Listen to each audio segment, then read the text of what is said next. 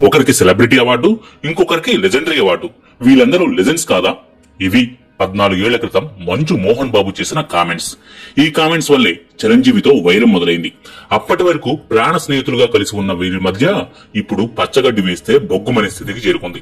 మధ్యలో 1-2 సందర్భాల్లో కలుసుకున్నా, నవ్వుకున్నా, కలిసి పక్కపక్కనే కూర్చుని కబుర్లు చెప్పుకున్నా అదంతా పై నటనే అని సినీ జనాలకు తెలుసు. మొన్నటికి మొన్న ఓ వేదికపై చిరంజీవి, మోహన్ బాబు ముద్దులాడుకున్నారు, హత్తుకున్నారు. అంతకుముందు రామ్ చరణ్ కు మోహన్ బాబు చెక్కతో తయారు చేసిన ఓ బైక్ ను గిఫ్ట్ గా కూడా ఇచ్చారు. ఈ గిఫ్టులు, హగ్గుల కథలన్నీ కట్టుకథలేనని, అహం ముందు అవన్నీ తునాతునకులని మా ఎన్నికల సాక్షిగా రుజువు అయింది. ఇప్పుడు ఇండస్ట్రీలో 2 గ్రూపులు తయారయ్యాయి. ఒకటి మెగా వర్గం, రెండోది మంచు మోహన్ బాబు ప్లస్. ఇప్పటి సంగతులను కాసేపు పక్కన పెడితే అసలు చిరంజీవి, మోహన్ బాబు మధ్య వైరానికి కారణం ఏంటి? అసలు ఆనాడు ఏం జరిగింది? 2007వ సంవత్సరంలో తెలుగు సినీ వజ్రోత్సవాల వేడుకలో మోహన్ బాబు ఏం మాట్లాడారు? దానికి ప్రతిగా చిరంజీవి ఎలా స్పందించారు? ఆ తర్వాత జరిగిన పరిణామాలు ఏంటి అన్న వాటి గురించి మనం ఈ రోజు మాట్లాడుకుందాం.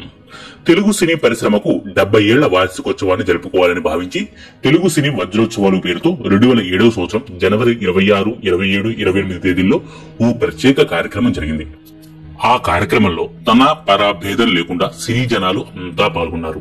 చిరంజీవి, బాలకృష్ణ, వెంకటేష్, నాగార్జున వంటి స్టార్ హీరోలు మొదలుకొని అప్పుడప్పుడే సినిమాలోకి ఎంట్రీ ఇచ్చి పేరు తెచ్చుకుంటున్న ఇప్పటి యంగ్ హీరోల వరకు అందరూ పాల్గొన్నారు. అందరూ కలిసి మేమంతా ఒక్కటే అంటూ ఓ ప్రత్యేక పాటకు డాన్స్ కూడా చేశారు. ఆ వజ్రోత్సవాలు నిజంగానే ప్రేక్షకులను అలరించాయి. 2 రోజుల పాటు ఎలాంటి గొడవలు లేకుండా హ్యాపీగా కార్యక్రమం జరిగింది. కానీ లోపల పలువురు నటుల్లో అహం దెబ్బతిందని, ఒకరిపై మరొకరికి ఈర్ష్యా ద్వేషాలు ఉన్నాయని 3వ రోజు తెలిసింది. అన్నట్టు ఈ కార్యక్రమానికి అప్పటి ముఖ్యమంత్రి వైఎస్ రాజశేఖర రెడ్డి కూడా ముఖ్య అతిథిగా హాజరయ్యారుండని. ఈ కార్యక్రమంలో చిరంజీవిని లెజెండరీ అవార్డు ఇచ్చి సత్కరించాలనుకున్నారు. మోహన్ బాబును సెలబ్రిటీ అవార్డును ఇచ్చి సత్కరించాలనుకున్నారు. కానీ ఇద్దరు కూడా ఆ అవార్డులను తిరస్కరించారు. సత్కరించాల్సి ఉంది, వేదిక మీదకి రండి అని అన్నా కూడా వాళ్ళు సున్నితంగా తిరస్కరించారు. ఆ తర్వాత కాసేపటికి మంచు మోహన్ బాబు వేదిక మీదకు వచ్చి మాట్లాడారు. ఆ రోజు ఆయన మాట్లాడిన మాటలు యథాతథంగా: సభకు నమస్కారం. 32 ఏళ్ల నట జీవితం, 10 ఏళ్ల అసిస్టెంట్ డైరెక్టర్, అసోసియేట్ డైరెక్టర్ జీవితం, 70 ఏళ్ల సినీ పండుగలో నాది 42 ఏళ్ల జీవితం. ఎక్కడి వాడిని ఎక్కడి దాకా వచ్చానో చెప్పాల్సిన అవసరం ఉంది. ఎన్నో ఆటుపోట్లు ఎదుర్కొన్నాను. మరణం దగ్గరకు వచ్చి వెళ్లిపోయిన సందర్భాలున్నాయి. నేను ఎవరిని, నేను ఏమిటి అని చెప్పడానికి ఇదే సరైన వేదిక. మధ్యతరగతి రైతు కుటుంబంలో పుట్టాను. నేను పెద్దవాడిని. మొత్తం 5గురు అన్నాదమ్ముళ్ళం. టీచర్ ఉద్యోగం చేసుకోమని మా నాన్న సలహా ఇచ్చాడు. ఫిజికల్ ఎడ్యుకేషన్ అయితే బాగుంటుందని మద్రాసు వెళ్లి ట్రైనింగ్ తీసుకున్నా. ఓ 500 రూపాయల లంచం ఇచ్చి మరీ ఓ స్కూల్లో ఉద్యోగంలో చేరాను. 10 నెలల తర్వాత నా కులం ఏమిటో తెలిసి నన్ను ఉద్యోగంలోంచి తీసేశారు. నిరుద్యోగిని అయిపోయాను. చెన్నైలో తినడానికి తిండి కూడా ఉండేది కాదు. రోడ్లపై తిరిగాను. ఆ సమయంలోనే నటుడు ప్రభాకర్ రెడ్డి గారు పరిచయం అయ్యారు. లక్ష్మీ దీపక్ గారు కూడా పరిచయం అయ్యారు. వారి ద్వారా కూతురు కోడలు అనే సినిమాకు నన్ను నటుడిగా తీసుకున్నారు.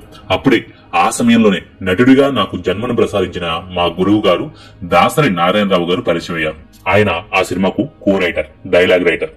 6 నెలలు పనిచేస్తే 50 రూపాయలు ఇచ్చారు. అలా ప్రారంభమైన నా జీవితం. కొన్నేళ్ల పాటు చాలా మంది దగ్గర అసిస్టెంట్ డైరెక్టర్ గా పనిచేశాను. అసోసియేట్ డైరెక్టర్ గా కూడా పనిచేశాను. ఒక ఫైన్ మార్నింగ్ దాసరి నారాయణరావు గారు కబుర్లు చేశారు. వెళ్లాను. విజయవాడకు వెళ్లమంటే వెళ్లాను. మేకప్ టెస్ట్ చేశారు. నా ఫోటోలను చూసి దాసరి నారాయణరావు గారి భార్య పద్మ గారు నన్నే పెట్టుకోమని చెప్పారట. ఆ మహాతల్లి రుణం ఎలా తీర్చుకోగలను? ఆ తల్లి చెప్పడం స్వర్గం నరకం సినిమాలో ప్రతి నాయకుడి పాత్ర లభించింది. ఆ సినిమాతోనే నా పేరును మోహన్ బాబుగా మార్చారు. ఆ రోజు నుంచి కొత్త జీవితం మొదలైంది. ఒక విలన్ గా, ఒక హీరోగా, ఒక కమెడియన్ గా, క్యారెక్టర్ ఆర్టిస్ట్ గా నన్ను పరిపూర్ణ నటుడిని చేశారు దాసరి నారాయణరావు గారు, నా తండ్రి. ఈ రోజు మహానటుడు ఎన్టీఆర్ తర్వాత ఇంత గొప్పగా డైలాగ్స్ చెప్పగలుగుతున్నానంటే దానికి కారణం దాసరి గారే. భారతదేశం గర్వించదగ్గ దర్శకుడు ఆయన. నేను ఈ రోజు ఇక్కడ ఎలా ఉన్నానంటే దానికి కారణం ఆయనే. ఎన్టీఆర్ గారు, కృష్ణ గారు, శోభన్ బాబు గారు, కృష్ణంరాజు గారు, ఇలా ఎంతో మంది మహానుభావుల పక్కన నటించే అదృష్టం నాకు లభించింది. ఆ తర్వాత 1982లో నిర్మాత కావాలని శ్రీ లక్ష్మీ ప్రసన్న పిక్చర్స్ ప్రారంభించాను. రేపు ఓపెనింగ్ అనగా ఈ రోజు సాయంత్రం 6 గంటలకు అన్న ఎన్టీఆర్ గారి ఇంటికి వెళ్లి నిలబడ్డాను. ఆయన వచ్చారు. కూర్చోండి అన్నారు. అన్నగారు, ప్రతిజ్ఞ అనే సినిమాను స్టార్ట్ చేస్తున్నాను, మీరొచ్చి కొబ్బరికాయ కొట్టాలి అన్నాను. సరే అన్నారు. ఎన్నింటికి అన్నారు. ఉదయం 6:50 అన్నాను. అందుకు కారణం కూడా ఉంది. నేను నిర్మాతను అవటం నా గురువు గారు దాసరి గారికి ఇష్టం లేదు. వీడెక్కడ డబ్బులు పోగొట్టుకుంటాడు అన్న భయం ఆయనది. ఆయన రమ్మంటే రానన్నారు. గురువు గారికి శిష్యుడి ప్రతాపం చూపించాలని 6:50 ముహూర్తం అని ఎన్టీఆర్ కి చెప్పాను. నేను టైం చెప్పగానే, అరే మీ గురువు గారిదే 7 గంటలకు షూటింగ్ ఉందే, అక్కడికి వెళ్లాలంటే అరగంట పడుతుంది అన్నారు. మళ్లీ ఆలోచించి సరేలే వస్తా అన్నారు. అలా వచ్చి కొబ్బరికాయ కొట్టి సినిమాను ప్రారంభించారు. అలా ప్రారంభమైన మా లక్ష్మీ ప్రసన్న పిక్చర్స్ సిల్వర్ జూబ్లీస్, గోల్డెన్ జూబ్లీస్ సినిమాలను ఎన్నో ఇచ్చింది. ఎన్నో హిట్లను ఇచ్చింది. భారతదేశ చరిత్రలోనే లేనంతగా హిట్లను అందించింది మా నిర్మాణ సంస్థ. హిట్లతో పాటు కొన్ని ఫ్లాప్స్ కూడా వచ్చాయి. అంతా దైవాధీనం. నిర్మాతగా 47 సినిమాలు తీశాను. నా నిర్మాణ సంస్థకు కొబ్బరికాయ కొట్టిన అన్నగారితోనే మళ్లీ 1992లో మేజర్ చంద్రకాంత్ సినిమాను తీశాను. అన్నయ్య మీతో సినిమా తీయాలనుకుంటున్నాను అన్నాను. ఇప్పుడు నాతో తీస్తే ఎవరు చూస్తారు బ్రదర్ అన్నారు. అయినా సరే ఒప్పుకోలేదు. రాఘవేంద్రరావు గారు కూడా రెడీ అన్నారు. అదే మేజర్ చంద్రకాంత్ సినిమా. అందులో పుణ్యభూమి నాదేశం పాట ఎప్పటికీ గుర్తుండిపోతుంది. మా అన్నగారు ఈ 70 ఏళ్ల పండగకు లేరే అన్న దిగులుతో ఉన్నారు. ఆ ఆవేదనతోనే ఉన్నాను. ఆయనతో సినిమాలు తీశాను. నన్ను రాజ్యసభకు పంపించారు. నేను స్కూల్ను పెట్టినప్పుడు దరఖాస్తు పత్రంలో కులం అన్న ఆప్షన్ నే తీసేశాను. కులం, మతం, ప్రాంతం భేదం చూడకుండా 25% సీట్లను పేదలకు ఇస్తున్నా. రాయలసీమలో సొంత డబ్బుతో నటుడిగా వచ్చిన సంపాదనతో పేదలకు విద్య చెబుతున్నాను. నన్ను ఇంతగా ఆదరించిన అందరికీ తల వంచి నమస్కారం చేస్తున్నాను. ఇక ఉన్నది ఉన్నట్లు మాట్లాడే స్వభావం నాకు రావడానికి నా గురువు గారు దాసరి నారాయణరావు గారు, ఎన్టీఆర్ గారే కారణం. వాళ్ళ క్వాలిటీస్ నాకు కొన్ని వచ్చాయి. చివరగా ఎవరిని ఇబ్బంది పెట్టడం కాదు. మొన్న మధ్య కొందరు వచ్చారు నాకు సన్మానం చేస్తామని. ఏమిటండి అన్నారు. You are not a legend, you are a సెలబ్రిటీగా సన్మానం చేస్తామని అన్నారు. నేను సభాముఖంగా అడుగుతున్నాను, ఒక లెజెండ్ అంటే ఏమిటి, సెలబ్రిటీ అంటే ఏమిటి? ఒక పుస్తకం రాసి అచ్చు వేసి పంచండి. సెలబ్రిటీ అంటే ఈ క్వాలిటీస్ ఉండాలి, లెజెండ్ అంటే ఇలా ఉండాలి అని చెప్పండి. నేను అడుగుతున్నాను, లెజెండ్ అంటే సినిమా ఇండస్ట్రీలో బతికి ఉన్న వాళ్ళలో రాజ్యసభకు వెళ్లడం లెజెండరీ కాదా? భారతదేశ ప్రభుత్వం మొన్నీ మధ్యనే ప్రకటించిన గౌరవ అవార్డు రావటం లెజెండరీ లిస్టులో లేదా? కులమతాలకు అతీతంగా 25% ఉచితంగా సీట్లను పేదలకు ఇస్తున్నాను. అది లెజెండరీ కాదా? 510 చిత్రాల్లో విభిన్న పాత్రల్లో ప్రేక్షకాదరణ పొందాను. అది లెజెండరీ కాదా? 47 చిత్రాలు తీశాను. అది లెజెండరీ కాదా? My dear friends, my dear producers, భగవంతుడు ఉన్నాడు. మళ్లీ 100వ సంవత్సరం చూస్తామో లేదు. ప్రతి క్షణం మృత్యువు పొంచి ఉంటుంది. ఎప్పుడు పోతామో తెలియదు. దురుద్దేశాలు లేకుండా మంచి పనులు చేయండి. మన కృష్ణరాజు గారు లెజెండరీ కాదా? ఆయన లెజెండరీ కాదా? కృష్ణరాజు గారిని ఎలా నిలబెట్టారు? ఓ దండేశారు, పంపించారు. కొన్ని వేల దండలు వేశారు అభిమానులు. ఇది న్యాయమా?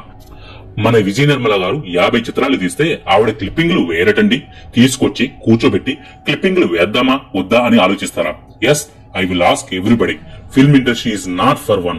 సినిమా పరిశ్రమ ఒక్కరిది కాదు, అందరిది. మీరందరూ ఆశీర్వదిస్తేనే ఈ పొజిషన్ కు వచ్చాం.